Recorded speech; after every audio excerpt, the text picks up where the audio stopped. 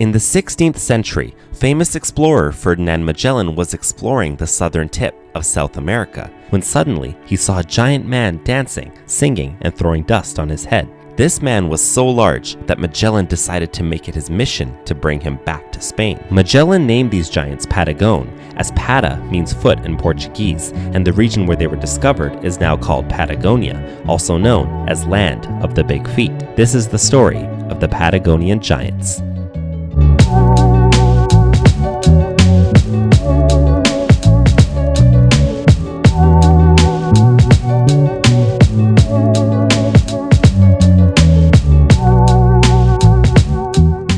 In 1519, Ferdinand Magellan and his crew embarked on a monumental expedition known as the Magellan-Elcano circumnavigation. They were on a quest to find the westward route to the Spice Islands, and their journey led them to the distant shores of what is now known as Patagonia. Magellan's exploits and legacy are definitely controversial.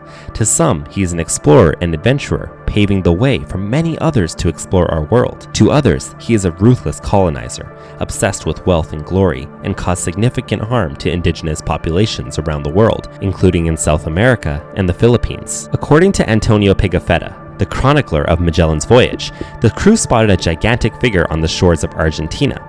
This towering being was so large that the Europeans barely reached its waistline. The huge naked man was dancing, singing, and throwing dust on his head. He seemed really excited to meet these foreign visitors. Upon meeting them, he pointed at the European explorers and then pointed at the sky, suggesting that they came from the stars. As quoted from Pigafetta's diary, which was later turned into the book Magellan's Voyage, a narrative account of the first circumnavigation. But one day, we saw a giant who was on the shore, quite naked, and who danced, leaped, and sang, and while he sang, he threw sand and dust on his head. Our captain sent one of his men toward him, charging him to leap and sing like the other in order to reassure him and to show him friendship, which he did.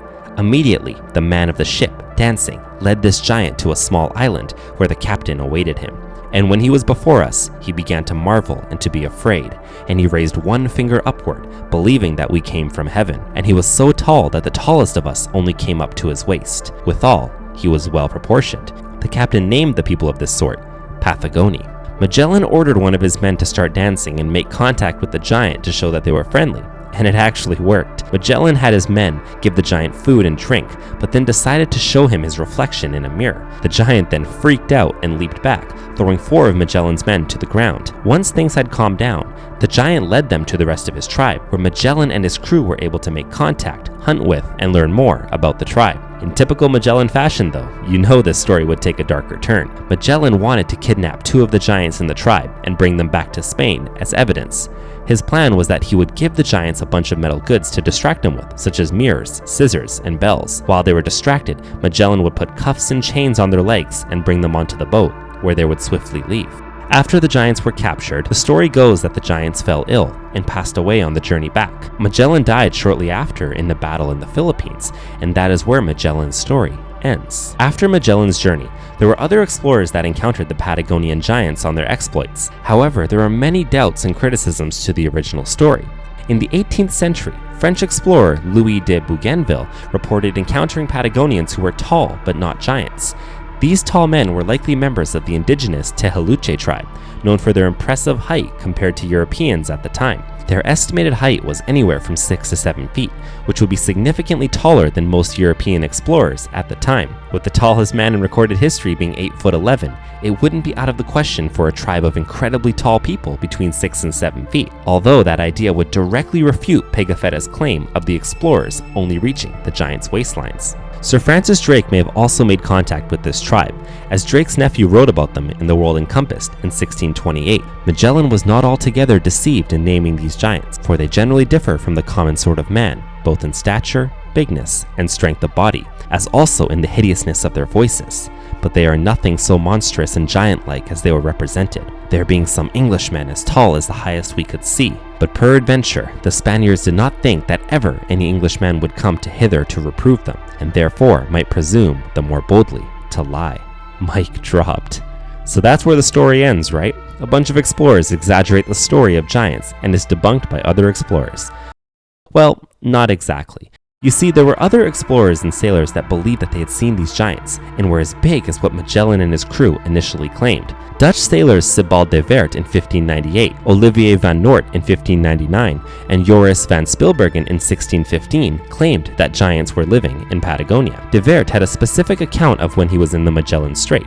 While he was there, he claimed to have seen 7 odd-looking boats approaching with what were full of naked giants. These giants supposedly had long hair and reddish-brown skin. The Dutch claimed to have shot 3 of the giants with their muskets before the giants finally retreated back to the shore. On the shore, De Weert apparently saw the giants uproot trees from the ground to protect themselves from the musket fire, and they waited with spears and stones so they could attack the Dutch intruders should they arrive on land. De Weert and his crew ultimately decided not to land, probably a smart move on their part. The giants may have also been more defensive due to all the negative experiences from these explorers. Anthony Knivet, an English sailor, also claimed to see the dead bodies of giants that were at least 12 feet long. William Adams, an Englishman aboard a Dutch ship navigating around Tierra del Fuego, also reported a violent encounter between his ship's crew and unnaturally tall native peoples of the area.